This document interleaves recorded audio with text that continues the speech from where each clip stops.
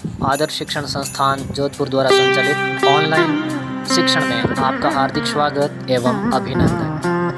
Please like and subscribe this channel. नमस्कार साथियों। जय श्री कृष्णा। आज अपन कक्षा 9वीं के विज्ञान विषय के अध्याय 3 परमाणु तथा अणु का भाग 2 लेकर आए हैं।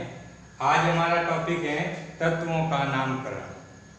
तो तत्वों के नामकरण से पहले जॉन डाल्टन ने तत्वों के कुछ प्रतीक चिन्ह दिए थे। जॉन डाल्टन पहले वैज्ञानिक थे जिन्होंने कुछ तत्वों के विशेष प्रतीक दिए। जैसे हाइड्रोजन के लिए गोला बना के बीच में एक डॉट, एक खाली गोले के रूप में ऑक्सीजन का एक प्रतीक चिन्ह था। कॉपर का एक गोले के अंदर C लिखा था। सीसा लेड के लिए ये गोले के अंदर L लिख के एक प्रतीक चिन्ह थे कुछ। तो ये पहली कोशिश थी तत्वों को एक प्रतीक देने की। उसके बाद तत्वों के नामकरण में सबसे बड़ा नाम आता है ब्रिजिलियस का। तो ब्रिजिलियस ने तत्वों के प्रतीकों का सुझाव सर्वप्रथम दिया था। इसके अनुसार तत्वों के नामकरण के कुछ आधार रखा गया। तो सबसे पहला आधार था तत्वों के नामकरण का उसकी व्युत्पत्ति स्थल, यानी जहां से तत्व सर्वप्रथम जिस जगह से मिले उसका नामकरण उसके आधार पर दिया गया। और उसमें एक तत्व का नाम जिसमें आता है वह है कॉपर का नाम। तो कॉपर का नामकरण उसकी एक जगह थी जिसका नाम था साइप्रस, अर्थात कॉपर सर्वप्रथम साइप्रस में मिला, इसलिए उसका नामकरण साइप्रस के आधार पर क्या रख दिया गया, कॉपर रख दिया गया।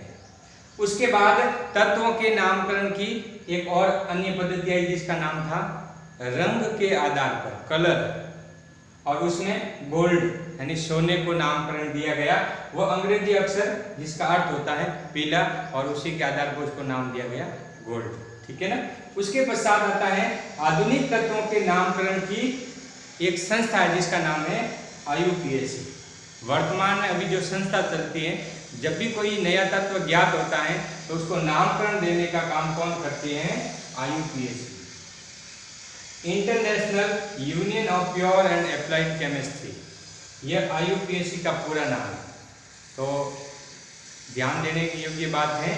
अब आपको IUPAC का पूरा नाम याद रखना है, international union of pure and applied chemistry, IUPAC का पूरा नाम। यह एक संस्था है जो कोई भी तत्व नया ज्ञात होता है तो उसको नाम देना, उसको प्रतीक देना और उसको एक मात्रक देना, ये सारा काम कौन करता है, IUPAC करती है। तो वर्तमान में जो संस्था चलती है जिसका नाम है IUPAC, जो नए नए तत्वों को नामकरण देने का काम करती है। तो IUPAC पद्धति के आधार पर तत्वों के नामकरण के कुछ चरण हैं। तो इसमें सर्वप्रथम चरण है तत्वों के प्रतीक उन तत्वों के अंग्रेजी नामों के एक या दो अक्षरों के बने होंगे। तो पहला नियम यह था कि कोई भी तत्व है उसका प्रतीक या एक अक्षर का या दो। और इसमें दूसरा चरण दिया गया इन्होंने, किसी प्रतीक के पहले अक्षर को सदैव बड़े अक्षर कैपिटल लेटर में और दूसरे अक्षर को हमेशा स्मॉल लेटर में लिखा जाएगा। तो दूसरा चरण था किसी भी तत्व के प्रतीक को उसको अंग्रेजी के पहले अक्षर को सदैव बड़ा और दूसरे अक्षर को सदैव छोटा लिखेंगे। जैसे अपन को लिखना है कॉपर, तो अपन C बड़ा करेंगे और U छोटा लिखेंगे, है ना। तो कहने का मतलब है किसी भी तत्व का जो प्रतीक होगा उसका पहला अक्षर कैपिटल लेटर सदैव और सदैव बड़ा और सेकंड अक्षर जो हमेशा स्मॉल लेटर लिखा ही जाना चाहिए। इसके बाद तीसरा चरण था इन्होंने, देखो जैसे इसमें अपन देखो दो एग्जांपल देखते हैं।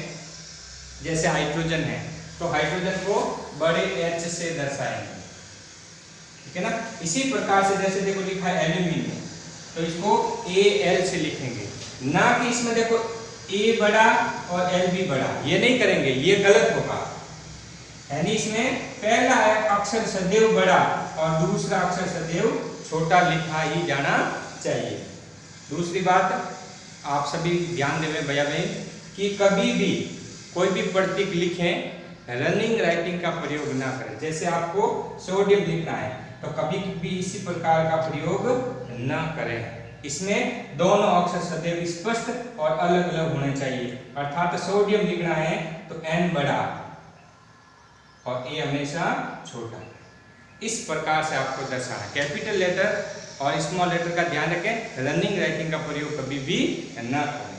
इसके बाद देखो यहाँ लिखा है कोबाल्ट, तो कोबाल्ट में C बड़ा होना चाहिए और O सदैव छोटा होना चाहिए। जैसे देखो C और O लिखा है, ना कि आपको ऐसा लिखना है C भी बड़ा और O भी बड़ा। C बड़ा और O बड़ा का मतलब होता है कार्बन मोनोऑक्साइड। तो कार्बन मोनोऑक्साइड एक विषैली गैस है और कोबाल्ट एक धातु है। अर्थात अपन की छोटी मोटी गलतियां आगे चलकर बहुत बड़ी गलती बन जाती है। तो कोबाल्ट को C बड़ा और O छोटा ही लिखे सदैव और सदैव। जैसे आप H2O लिखें तो कई सारे बयान इस प्रकार से इसको लिख देते हैं, ये लिखी हुई चीज गलत है। इसमें आप H बड़ा लिखें, टू लिखें और O भी बड़ा लिखें, H2O। अर्थात 2 हाइड्रोजन और 1 ऑक्सीजन का सम्मिलित रूप है H2। इस प्रकार से ध्यान रखें, कभी भी रनिंग राइटिंग का प्रयोग न लिखें, अक्षरों को स्पष्ट लिखें।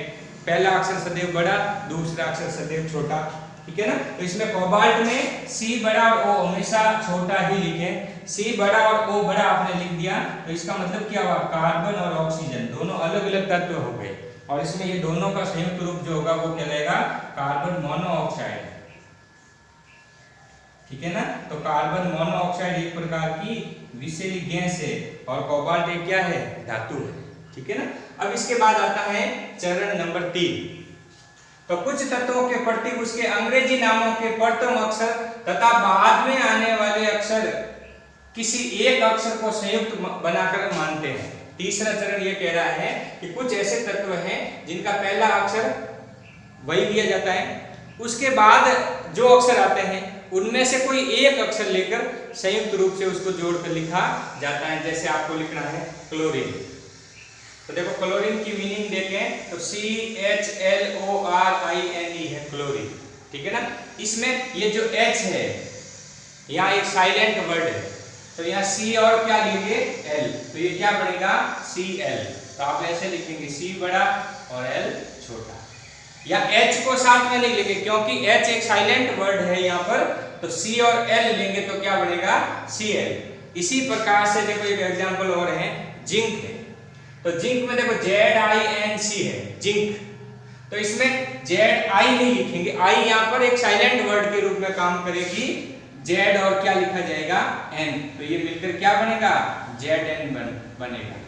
तो ध्यान रखें Z और N, तो इसमें पहला अक्षर सदैव बड़ा और बाकी के जो अक्षर हैं इनमें से किसी एक अक्षर को लेकर एक नामकरण दिया जाता। तो ये चरण नंबर 3 था। अभी अपन पढ़ेंगे चौथा और अंतिम चरण है, वेरी मोस्ट इंपोर्टेंट है।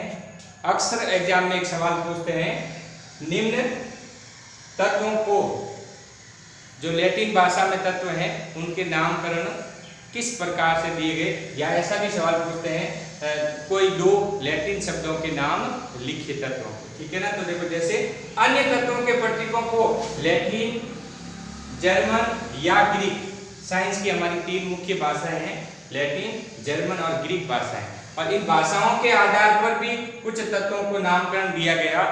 जैसे लोह तत्व है, लोहे को अपन फेरस कहते हैं, तो लोहे की मीनिंग देखें तो IRON है, परंतु इसको जो नामकरण दिया गया था वह इसके फेरम शब्द से दिया गया, ठीक है ना। तो कहने का मतलब क्या हुआ कि इस तत्व को जो नामकरण है, लोह तत्व को आयरन शब्द से नहीं जोड़कर इसको फेरम शब्द, ये फेरम एक लैटिन भाषा का शब्द है, तो मीनिंग क्या हुई देखो FERRUM है फेरिम, और फेरम शब्द से इसका कौन सा शब्द लिया गया, F और E, F बड़ा और E छोटा। तो लोहे को लैटिन भाषा में फेरम शब्द से उसको Fe तत्व का प्रतीक चिन्ह मिला। इसी प्रकार से सोडियम भी एक लैटिन भाषा का शब्द से लिया गया शब्द है। सोडियम की मीनिंग तो SODIUM है सोडियम, परंतु ऐसे सोडियम को SO से नहीं लिखते हैं, लैटिन भाषा में इसको नेट्रियम कहते हैं। तो नेट्रियम शब्द की मीनिंग होगी NATRIUM, नेट्रियम है। तो नेट्रियम शब्द में से N और A शब्द को लिया गया, तो सोडियम का प्रतीक चिन्ह क्या बन गया, Na। वेरी मोस्ट इंपोर्टेंट है। और भैया बहन अक्सर इस बात में गलती करते हैं कि सोडियम जब भी शब्द आता है तो सोडियम से SO लिख लेते हैं, तो सोडियम से कभी भी SO नहीं लिखा जाएगा। क्यों? क्योंकि इसका जो नामकरण है लैटिन भाषा के आधार पर दिया गया, जो नेट्रियम शब्द से है। तो नेट्रियम में मीनिंग N और A से शुरू होती है, तो ये N बड़ा और A छोटा, तो सोडियम को प्रतीक चिन्ह क्या मिल गया, Na। आगे ध्यान रखना आप सभी। इसी प्रकार से पोटेशियम, तो देखो अभी अपन लोहे तत्व, सोडियम, पोटेशियम, ये तीन लैटिन भाषा के शब्दों को पढ़ रहे हैं। तो पोटेशियम को दिया गया कैलियम शब्द। कैलियम की मीनिंग है देखो KALIUM, कैलियम। तो कैलियम में K शब्द है, तो पोटेशियम का प्रतीक चिन्ह क्या हो गया, K हो गया। तो भैया बहन ध्यान रखें, कभी कई बार गलती करते हैं, पोटेशियम शब्द आया P लिख दिया, तो P फास्फोरस शब्द का प्रतीक चिन्ह है, ना कि पोटेशियम का। तो पोटेशियम एक लैटिन भाषा से लिया गया शब्द है जिसका मतलब क्या होगा, कैलियम। तो कैलियम की मीनिंग कहां से शुरू होती है, K से, तो इसका पोटेशियम का प्रतीक चिन्ह क्या हो जाएगा, K हो जाएगा। तो आप सभी भैया बहन हमेशा ध्यान रखें, पोटेशियम का प्रतीक चिन्ह K, सोडियम का प्रतीक चिन्ह Na, लोहे का प्रतीक चिन्ह Fe। इसी प्रकार से दो लैटिन शब्द और पढ़ते हैं, इसमें देखो एक है सोना और एक है चांदी। सोने और चांदी का नामकरण भी लैटिन भाषा के शब्दों से लिया गया। तो देखो सोने को कहा जाता है गोल्ड, तो मीनिंग में देखो GOLD है, गोल्ड। तो जब भी सोना आए तो प्रतीक चिन्ह में GO नहीं लिखना है, तो हमेशा ध्यान रखें, गोल्ड को, सोने को प्रतीक चिन्ह किससे दिया गया है, लैटिन नाम है ऑरम शब्द से, ठीक है ना। ऑरम उसके कलर के हिसाब से नाम दिया, तो ऑरम शब्द तो AURUM है ऑरम, तो इसका प्रतीक चिन्ह क्या बन गया, AU। तो सोने का प्रतीक चिन्ह क्या हो गया, AU। ऑरम शब्द से इसका व्युत्पत्ति हुई है। इसी प्रकार से हमारा अंतिम शब्द है चांदी, सिल्वर। तो मीनिंग में देखो SILVER है, सिल्वर, ना कि तो SI से नहीं देंगे इसका प्रतीक चिन्ह। तो चांदी को क्या कहते हैं, अर्जेंटीनियम कहते हैं, अर्जेंटीनम। अर्जेंटीनम शब्द से लिया गया है, अर्जेंटीनम शब्द से AG, तो ARG है, तो R यहाँ पर एक साइलेंट वर्ड हो गया और प्रतीक चिन्ह क्या बन गया, AG। तो चांदी का प्रतीक चिन्ह AG, सोने का AU, सोडियम का Na, पोटेशियम का K और हमारा लोहे का Fe फेरस। तो आपको ज्यादातर सभी भैया बहनों को हमारे आवास सारणी में कुल 118 तत्व हैं। इस 118 तत्वों में से आपको लगभग 20 तत्वों को सभी को याद करना है। हमारी कक्षा 10वीं के हिसाब से और 9वीं के हिसाब से सबसे महत्वपूर्ण कितने हैं, प्रारंभिक के प्रारंभिक के 20 तत्व सबको याद रखने, जो मैंने अभी बोर्ड पे लिखा है, ये 20 तत्व है। पहला है हाइड्रोजन को H से, हीलियम को He से, लिथियम को Li से, बेरिलियम को Be से, बोरॉन को B से, कार्बन को C से, नाइट्रोजन को N से, ऑक्सीजन को O से, फ्लोरीन को F से, नियोन को Ne से। नियोन 10 नंबर पे आता है, ये जो क्रम संख्या है वही उसकी परमाणु क्रमांक है, ठीक है ना। 11 नंबर पे आता है सोडियम Na, 12 नंबर पे आता है मैग्नीशियम Mg, 13 नंबर पे एल्यूमिनियम Al, 14 नंबर पर सिलिकॉन Si, 15 नंबर पर फास्फोरस P, 16 नंबर पर सल्फर S, 17 नंबर पर क्लोरीन Cl, 18 नंबर पर ऑर्गन Ar और 19 नंबर पर पोटेशियम K और 20 नंबर पर कैल्शियम Cl। तो आप सभी को भैया बहनों को ये 20 तक तत्व सभी को याद होने चाहिए। जब भी कभी एग्जाम होगा आपसे ये सवाल पूछे जाएंगे, प्रारंभिक के 20 तत्वों को आपको परमाणु क्रमांक सहित याद रखना है, प्रतीक चिन्ह सहित याद रखना है। धन्यवाद। आज हमारा वीडियो यहाँ तक रहेगा। इसके जो गृह कार्य होगा मैं आपको PDF के रूप में भेज दूंगा। मेरे इस पेज को आप ज़्यादा से ज़्यादा लाइक, शेयर, सब्सक्राइब जरूर करें, जिससे आपको नए नए वीडियो मिलते रहेंगे। धन्यवाद।